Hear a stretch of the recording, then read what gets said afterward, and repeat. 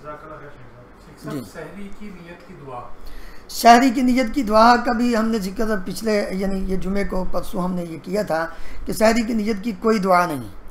نبی کریم صلی اللہ علیہ وسلم سے روزے کی یا سحری کی نیت کی کوئی دعا نہیں. ہم نے جو کیلنڈروں پہ یہاں تو نہیں لکھا ہوتا لیکن اپنے ملکوں میں جو کیلنڈر ہیں وہ بڑے اہتمام کے ساتھ رائٹ سائڈ پہ لکھا ہوتا ہے سحری کی نیت اور لیفٹ سائڈ پہ لکھا ہوتا ہے افطاری کی دعا.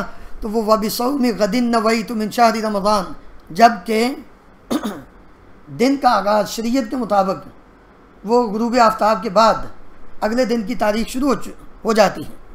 بھائی اگر یہ اگلا دن وہ فجر کے بعد ہی شروع ہو شرعی طور پر چاند کے لحاظ سے تو پھر رات کو تراویح پڑھنے کی تو ضرورت ہی نہیں، جبکہ ہم اس دن کوئی روزہ تو نہیں ہوتا. مغرب کے بعد عشاء کے بعد ہم نماز تراویح کس لیے پڑھتے ہیں کہ یکم رمضان ہو چکا ہے.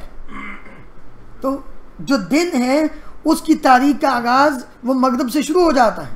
تو جب ہم سحری کرنے لگتے ہیں تو اس وقت کیا پڑھتے ہیں؟ وہ بِصَوْمِ غَدٍ نَوَيْتُ، غد کہتے ہیں اگلی کل کو، یعنی آج اتوار کا دن ہے تو کل وہ سوار ہے، پیر ہے. تو اگر ہم آج سحری کرتے وقت ہم یہ پڑھیں وَبِصَوْمِ غَدٍ نَوَيْتُ تو گویا ہم نے اتوار کے دن سوار کے روزے کی نیت کی، آج کی تو نیت ہی نہیں کی، روزہ ہی نہیں ہوا. الفاظ یہ بتاتے ہیں کہ نبی کریم صلی اللہ علیہ وسلم سے یہ ثابت نہیں ہے، یہ ہمارے اپنے گڑے ہوئے الفاظ ہیں. تو سحری کی نیت وہی ہے جب انسان اٹھ گیا ہے تو اس کی وہ نیت ہی ہے روزہ رکھنے کی. بسم اللہ پڑھ کے دل میں اس کی نیت ہے کہ میں نے روزہ رکھنا ہے تو انشاءاللہ وہی اس کی نیت ہے نبی کریم صلی اللہ علیہ وسلم کے فرمان کے مطابق. جب وہ اٹھا ہے سحری اس نے کی ہے تو اس کا مطلب اس کی نیت ہے کہ وہ کچھ الگ سے نہیں، اس کے دل کے اندر یہ ارادہ ہے نا کہ بھائی لاؤ بھائی سحری لاؤ.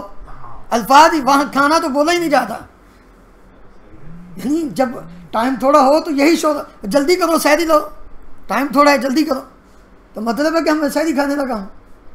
تو افطاری کی جو دعا ہے وہ نبی کریم صلی اللہ علیہ وسلم سے جو صحیح ثابت ہے وہ یہ ہے ذهب الظمأ وابتلت العروق وثبت الاجر انشاءاللہ. یہ دعا صحیح سند کے ساتھ جس میں کوئی اختلاف نہیں. باقی جتنی بھی دعائیں ہیں، ایک دعا اللہم لک صمت وعلی رزقک افطرت، یہ دعا بھی عموماً پڑھی جاتی ہے اور اس دعا کے اندر ہم نے خود اور بھی ایڈ کیا اللہم لک صمت وبک آمنت وعلیک توکلت وعلی رزقک افطرت. یہ بالکل ہی ثابت نہیں، یہ بالکل ہی ثابت نہیں نبی صلی اللہ علیہ وسلم سے. ہاں یہ اتنے الفاظ بعض حدیث میں آتے ہیں اللہم لک صمت وعلی رزقک افطرت، لیکن یہ حدیث محدثین کے معیار کے مطابق پایا ثبوت کو نہیں پہنچتی، ضعیف روایت ہے.